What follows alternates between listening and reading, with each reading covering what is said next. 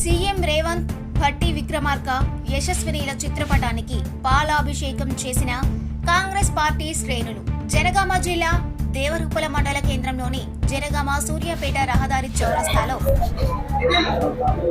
ఈరోజు తెలంగాణ రాష్ట్రంలో ఏర్పడ్డ తర్వాత 50 రోజులు గడిచిన తర్వాత 6 గ్యారెంటీలలో 4 గ్యారెంటీలు అమలు చేయడం జరిగింది. కాంగ్రెస్ పార్టీ బడుగు బలహీన వర్గాలకు సంబంధించి అట్టడుగు వర్గానికి సంబంధించిన పేద ప్రజల కోసం ఏర్పడ్డ తెలంగాణ కాంక్ష ప్రకారం ఈరోజు 200 యూనిట్ల ఉచిత కరెంటు కానీ 500కు గ్యాస్ సిలిండర్ కానీ ఇవ్వడం జరుగుతుంది. అదేవిధంగా తెలంగాణ రాష్ట్రంలో ఏర్పడే ముందు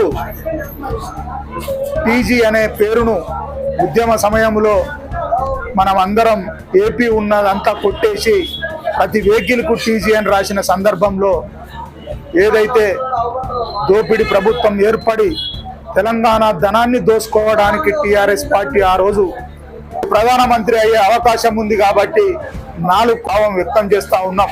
ఈ సంతోష సందర్భంలో బీసీసీఎల్ మైనార్టీ కిసాన్ మహిళా యూత్ అందరి నాయకత్వంలో ఈ కార్యక్రమం నిర్వహించడం జరిగింది. ఈ కార్యక్రమానికి విచ్చేసిన ప్రతి ఒక్కరికి కూడా హృదయపూర్వక ధన్యవాదాలు తెలియజేస్తున్నాం.